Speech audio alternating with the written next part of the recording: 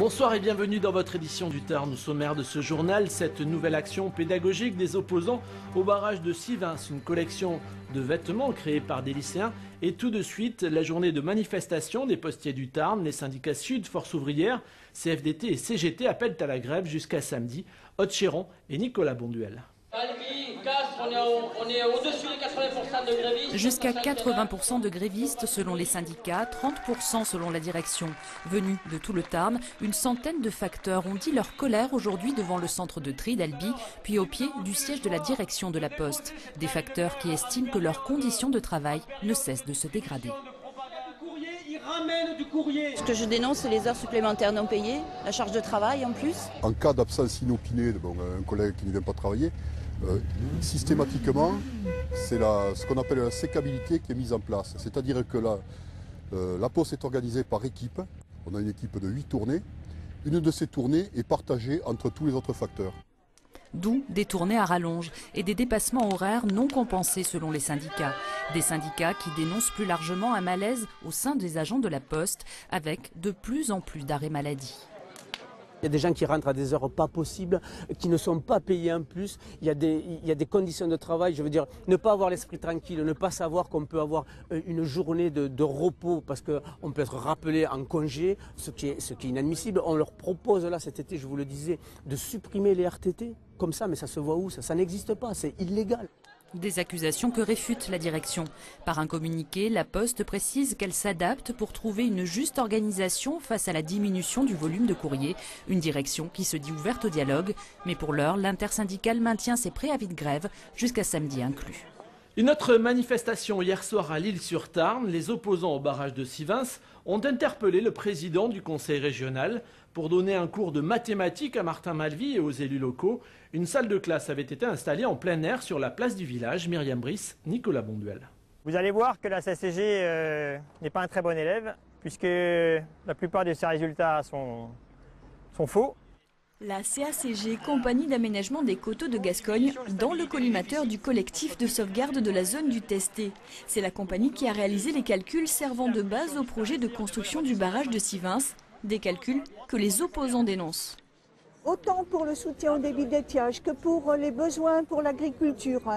Tout est falsifié, il y a même des erreurs de calcul. Donc voilà, on a improvisé une classe et on a refait les calculs où on s'aperçoit que le barrage est 3 fois trop important. Cette salle de classe improvisée avait pour objectif d'interpeller une nouvelle fois les pouvoirs publics. Martin Malvy, président de la région et du comité de bassin à Dour-Garonne, a échangé quelques mots avec les opposants, tout en leur faisant comprendre que le barrage n'entrait pas dans ses compétences. Écoutez, moi je veux bien interroger l'agence de l'eau sur l'étude. Nous n'avons pas ni la compétence, ni les moyens de vérifier une étude. Entre occupation du site et action sur le terrain, les opposants au barrage de Sivins continuent leur lutte. Il y avait une belle ambiance cet après-midi, place du Vigan à Albi. 400 personnes, toutes en t-shirt blanc, ont dansé pour annoncer la journée mondiale de la trisomie 21. Ce sera vendredi 21 mars. Le lendemain, samedi 22, et toujours à Albi, 8 groupes de rock se produiront dans la salle de Prats-Grossal pour collecter des fonds au profit de ces associations. Autre initiative originale au lycée Toulouse-Lautrec d'Albi, les élèves des filières mode et vente se sont associés pour lancer une collection de vêtements. Nous les avons rencontrés à l'heure des derniers préparatifs. Regardez. Dessiner, couper, coudre, repasser, cela ressemble à une petite entreprise en pleine effervescence. Pourtant, ces jeunes talents sont élèves du lycée professionnel Toulouse-Lautrec à Albi. Actuellement en première et terminale de la filière métier de la mode, ils mettent la dernière main à leur défilé de couture bioéthique, dévoilé jeudi au grand public. Une expérience très formatrice. Une styliste est venue du Divine Puyou pour nous parler des tendances, des formes, des couleurs. À partir de là, on a fait des croquis. On a dû faire une sélection parce qu'il y en avait beaucoup. À partir de ces croquis, on a choisi les tissus, les matières et les coloris. On a ensuite fait dans des toiles pour faire les prototypes, pour voir si les prototypes correspondaient bien aux croquis que nous avions faits.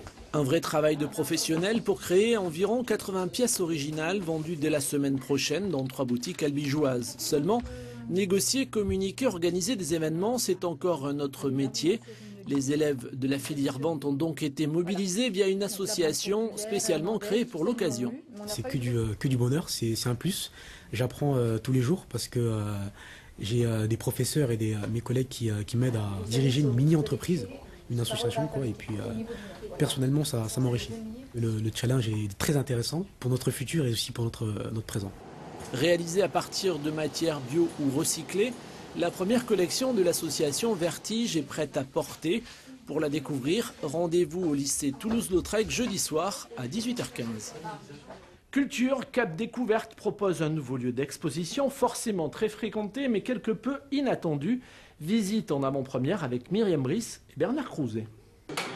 Un lieu insolite pour une exposition de peinture. Le self-service de Cap Découverte met ses murs à la disposition des artistes de la région.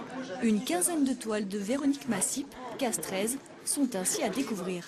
Ici, c'est la possibilité de s'ouvrir à un panel de personnes beaucoup plus large. Voilà, surtout des touristes, des gens qui ne viennent pas peut-être dans la région régulièrement. Fier de ses racines tarnaises, l'artiste décrit ses toiles comme des peintures terroirs. Peinture terroir, ça veut dire que j'emprunte à la terre tous les minéraux, tout ce dont elle recèle, pour mettre en avant mon sujet à travers de ma peinture. Voilà. Et par exemple, donc l'ardoise, bon, ça on a un peu parlé, l'ardoise de Dourgne, que je vais chercher dans la montagne elle-même. D'autres artistes sont déjà programmés. Ils prendront la suite de Véronique Massip après le 30 mai. C'est la fin de ce journal du Tarn. Merci de l'avoir suivi. Tout de suite, la météo puis l'édition nationale. Très belle soirée sur France 3.